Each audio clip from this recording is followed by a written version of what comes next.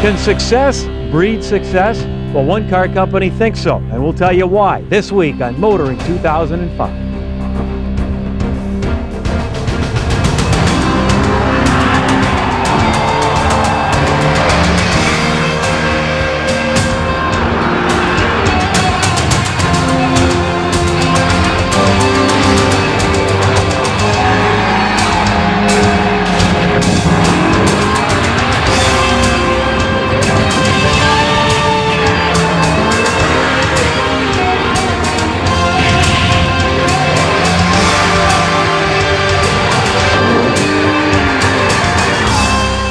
TSN's Motoring 2005 is brought to you by Quaker State Motor Oil, oils fine-tuned for different engines, and Midas, Total Car Care. We do that.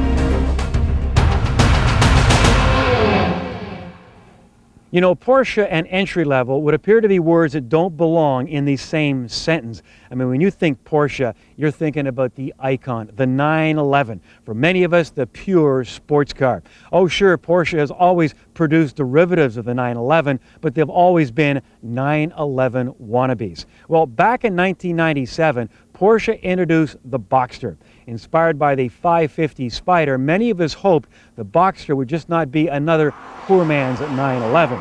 Well, 160,000 worldwide sales have shown that Boxster owners do not have to make any excuses for not having a 911 in the driveway. Well, this week we're in wine country, just outside of Monterey, California, to check out the second generation Boxster. And the challenge for Porsche engineers is, how do you improve on what has been a true success story?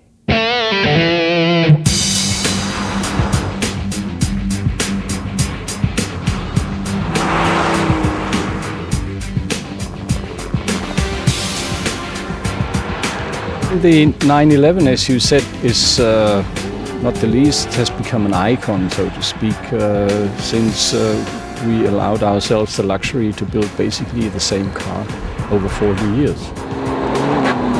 Immediately with the Boxster, it's now in its second generation. It's still in its infancy, so to speak.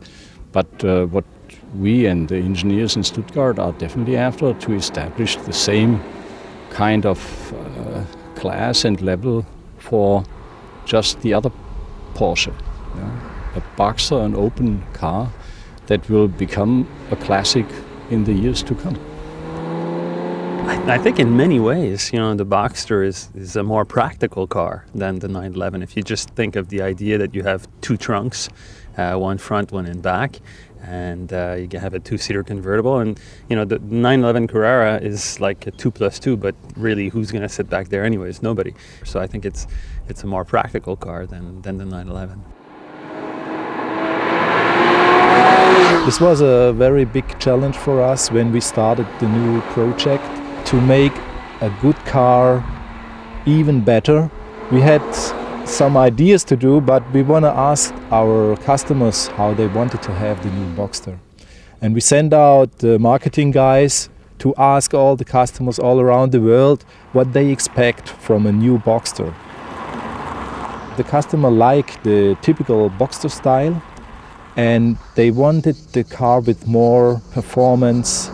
They wanted it more sporty, more athletic, more muscle on the car. And so we know how we should do it. So the challenge was to redesign a new car, which is a typical Boxster, but to look more athletic. And so we changed 100% of the exterior parts to new parts, and still the car looks like a Boxster.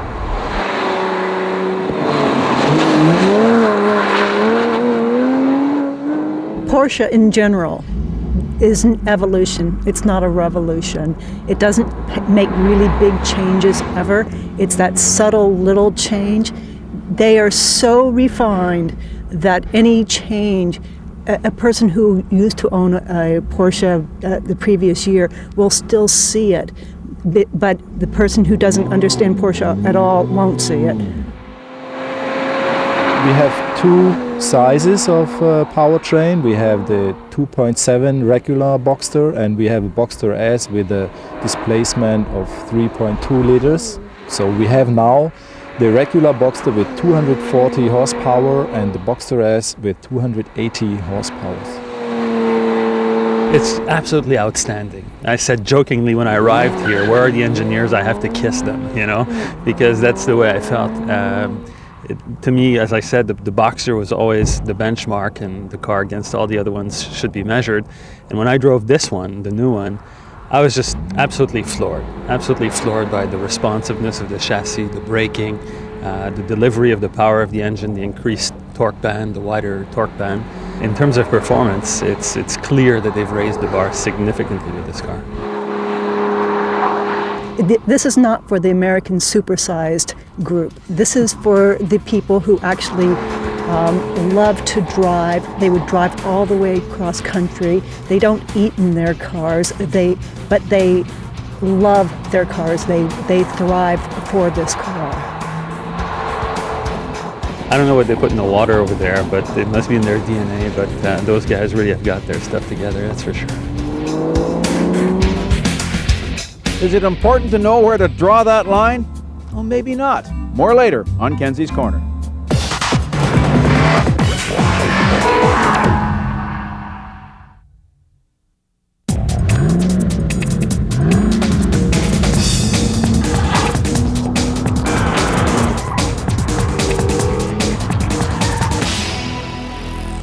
When Honda first got into the minivan market, many criticised its first offering. It was too small and underpowered. Then came the second generation, a minivan that addressed those concerns. Indeed, it went on to become the benchmark in the segment. But times and tastes have changed very rapidly. This week on Test Drive, we take a look at Honda's response to those changing times.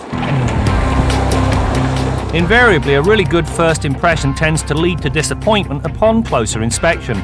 First impressions taken away from the launch of the Odyssey in Banff, Alberta, well, they were very good. Indeed, only the evolutionary styling proved to be a little disappointing. Beyond the still bland look, however, there are some really clever add-ons that stretch the whole notion of what a minivan is all about. The first is a reworked version of Honda's tried and true 3.5-litre V6 engine. With the pedal matted, it churns out 255 horsepower, which is 15 more than the last generation, and a very useful 250 pounds-feet of torque. To state the obvious, it now has the power it's always needed. One of the big issues with a minivan is fuel consumption, and it boils down to two things. First of all, you need a fairly large and powerful engine if you're going to tote 7 people and or a load of cargo, and the other thing is they're about as aerodynamic as a brick. Well, to address that, Honda has done something very clever. They shut off the back 3 cylinders whenever the Odyssey is up to cruising speed and you don't need horsepower. Now, instead of pulling along with a 3.5-litre V6, what it ends up running on is a small and much more fuel-efficient 1.75-litre 3-cylinder engine. The fact that it switches between 6 and 3 cylinders in such a seamless manner, well, that's the icing on a very clever cake. If there is a quibble here, it is that not all models benefit from variable cylinder management. In order to get it, you must either take the EX with leather or the loaded touring model tested, all of which deprives those on a fixed budget of some very real fuel savings. 0.6 litres per 100 kilometres on the highway and almost a litre per 100 clicks in the city. Now, over a 20,000 kilometre run, that's a saving of almost $300. The good news is that all models benefit from a new 5-speed automatic. Simply, the extra gear allows for a higher first gear and lower top gear, which means better push off the line and a less stressed engine at the top end. The tranny also includes Honda's usual tricks like grade logic. Now, this prevents the transmission from hunting for the right gear when climbing or descending a steep grade. It really did work to perfection in the mountainous terrain around Banff. If you're going to win in the minivan market, well, you've got to cater to both the passengers and cargo. In terms of the passengers, this Odyssey Touring, well, it comes very well equipped. Leather captain's chairs in the middle row, which can be adjusted back and forth. That gives the rear seat riders their fair share of legroom. In terms of entertainment, to keep the kids quiet on that long trip, not a problem. A DVD player that also comes with a 115-volt outlet and audio-visual inputs, which allows you to hook up a gaming station. That takes care of that side. As for the cargo, again, no problem. 38 cubic feet with all the seats up. Lower the third row into the floor and that number jumps to 91 cubic feet. Take the second row out altogether and well, you get 147 cubic feet, which is more than enough. In terms of ride and handling, the Odyssey does not disappoint. With struts up front and double wishbones in back and a large set of 235/65 R16 tyres, it offers a plush ride while holding the road very nicely. While it's true you're not going to go hauling around an off-ramp like a sports car, for a minivan it sets a new standard. Adding a very good stability control system to a nimble package also ensures that when the limits are encountered, the Odyssey behaves itself. You know, when you climb behind the wheel of the Odyssey Touring, I imagine this to be what it's like to sit at the helm of the Starship Enterprise, because this thing has got more knobs, dials, buttons and displays than you can shake a stick at. It starts over on the left with the buttons for the power sliding doors and power adjustable pedals, continues through the regular dials to the center stack. Now here you've got a nav system that also doubles as a screen for the backup camera that shows you what's hiding behind the van, a tri-zone climate control system. Now the thing is so complicated that if it weren't logically laid out, it could be a nightmare. Thankfully it's not. But to illustrate just how complicated things can get, or instead of loading the CDs into the audio system where you expect to, you actually touch a button, wait for the nav system to tilt down out of the way, and now you put your CDs in here. On the safety front, all versions of the Odyssey come very well equipped. Along with anti-lock brakes, brake assist, traction and stability control systems comes a solid chassis, side airbags for the front seat riders and curtain airbags that protect the occupants in all three rows. The latter also include rollover sensors and so protect the occupants in that unlikely event. A full test drive on this new Honda Odyssey proved that the initial impressions from Banff were indeed correct. This thing's got plenty of comfort, plenty of convenience and a ton of cargo capacity. It's also very good in the handling department, and that in spite of the rather iffy weather. Add to that plenty of power and good fuel economy and you've got all the ingredients needed for a modern minivan. Indeed, this thing manages to out-minivan all of its competition.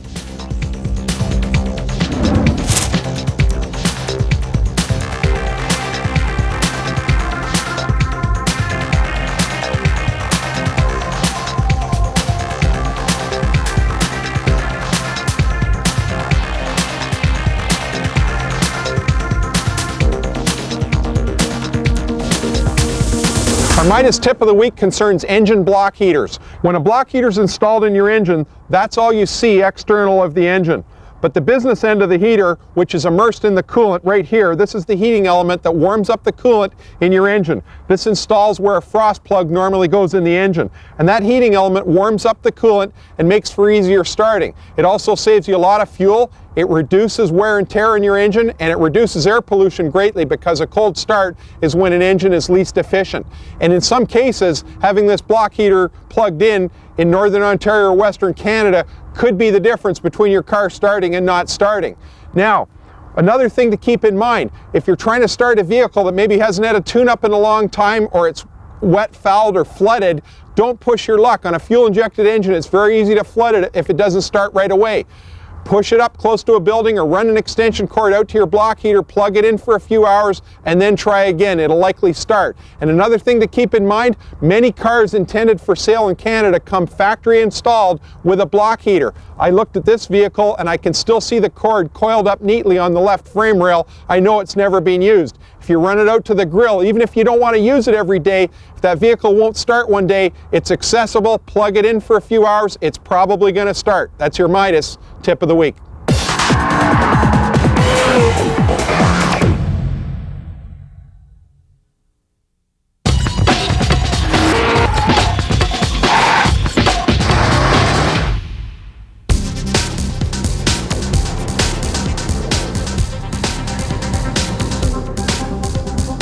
Here at the Challenge Bibendum we present two cars. The first car, which is a demonstrator of the large possibilities of electromechanical actuators and electronic controls, and the second car, which is a fuel cell car, and the goal of this car is to demonstrate the capability to produce a light vehicle with a wide range, 400 kilometers, and which is able to present different functions, traction and electric active suspension. So the engine is just a generator then? Yes, on this vehicle, engine and coupled to alternator is just an electric generator, and we can imagine this vehicle either with batteries or with fuel cells. And the big advantage of this vehicle is that it is able, we disconnect completely the electric supply from the wheels. We have only wires between the two, and we can imagine a large flexibility for designing new cars.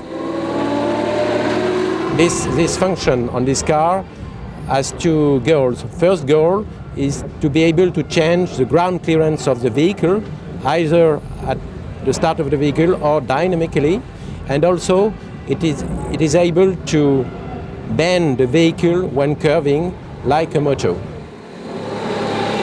This vehicle is able to go up to 160 kilometers per hour, and we have a range of about 400 or 500 kilometers.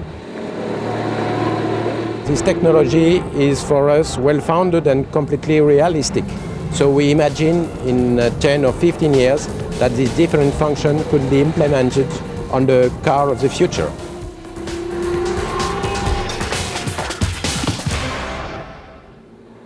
As we all know, the modern vehicle has made the do-it-yourselfer all but extinct.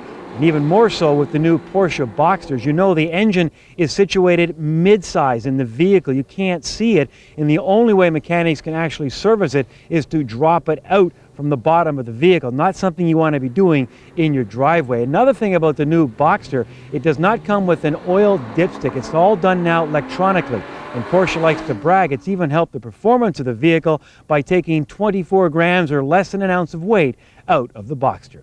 So there you go. All right, let's head to the Quaker State Garage and join Bill Gardner. Well, Brad, you're right. It's a pretty tough go for the do-it-yourselfer these days. There's a lot of vehicles that are tough to work on. For example, this one's real easy to get at the battery, but there's other vehicles like front-wheel drive vans where you can't even see the battery, and they've extended the terminals up so you can boost them. You've got to remove a lot of equipment even to get near the battery. One thing you want to do, though, going into a tough Canadian winter is analyze the performance of your battery. Make sure that it's strong enough to start the vehicle on a sub-zero morning, and it's got enough reserve capacity if you should break down to drive parking lights or four-ways. You also want to look at your alternator output to make sure that your alternator and your charging system can keep up with the accessories on the vehicle and charge a cold battery. And that's pretty tough to do in the wintertime. We're going to look at the open circuit voltage on this battery. It's got a full state of charge. We'll go ahead and start the engine now. With the engine running, we're going to turn on some accessories like the headlights, heater and wipers, and make sure that we've still got 14 volts or more, that our charging system is going to keep up with those accessory loads and charge our battery. That's what we've got to do. Another important test you want to run on a battery is to check for reserve capacity. For example, you run out of fuel, or you have an ignition or fuel pump problem that makes your engine die on the road. You want to make sure that that battery, all on its own, remember you don't have the alternator now because you can't run the engine, will that battery supply enough energy to keep the four-ways or the parking lights on in that vehicle so that it doesn't get hit sitting somewhere on a dark road. What you do in order to test for that is turn on the parking lights 15-20 minutes if it's a small car, 30-40 minutes if it's a bigger car and a larger battery, and then run your tests on the battery. What that does is it takes off the surface charge off the battery and it eliminates the men from the boys. Basically, if you've got an older battery that's a little bit weak, sitting with those parking lights on for 30-40 minutes is enough that it's going to kill that battery and it's not going to start. Then you can go out and buy a new one. Now when you're buying a new battery, you want to buy a battery with the highest amount of cold cranking amps, and that's all batteries have that rating stamped on them, or you can read it out of a catalog. The highest amount of cold cranking amps you can get under the hood of that car. Also, the physical size of the battery matters as well. For example, in this truck, we've got a Group 75 battery in here now. It's 9 inches long, the length of the case, but there's room in the battery plate or the tray where this battery sits for a 10-inch long or Group 78 battery. The larger the battery, the more cranking amps you get and the more minutes of reserve capacity you get, along with that larger physical size. So you'll notice a real difference when it gets down to minus 50 or minus 20 Celsius. The engine will crank over faster, and you'd also have extra minutes of reserve capacity should you break down. Till next week, I'm Bill Gardner for Motoring 2005.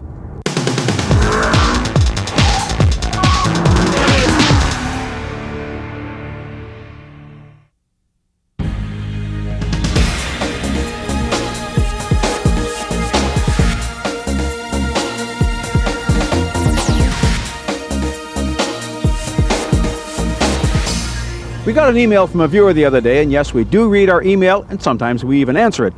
And he was concerned about the fact that on some of our road tests, he can see that the car crosses the center line on a curvy stretch of road. Now, we could tell you that we put this banner across it saying, "Professional driver, closed course, do not attempt at home." We don't do that. We could tell you that we close the road off, we have police officers at either side, and we have this huge budget like the Hollywood movies. We don't do that.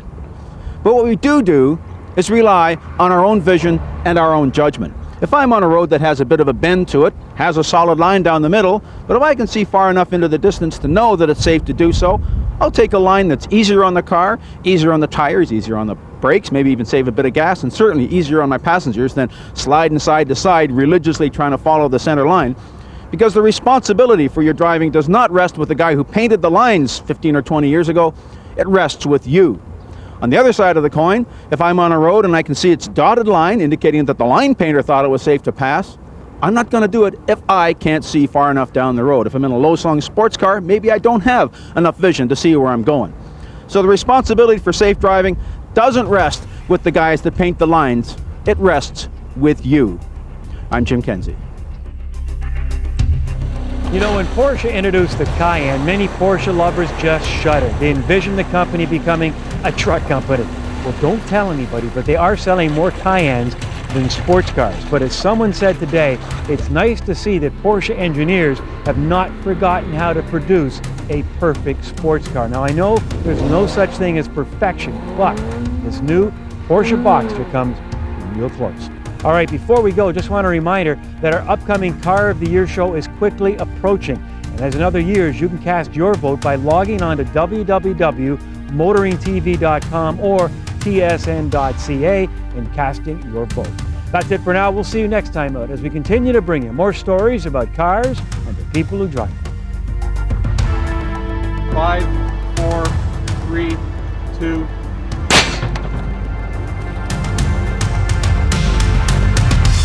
TSN's Motoring 2005 has been brought to you by Quaker State Motor Oil, oils fine-tuned for different engines, and Midas, Total Car Care. We do that.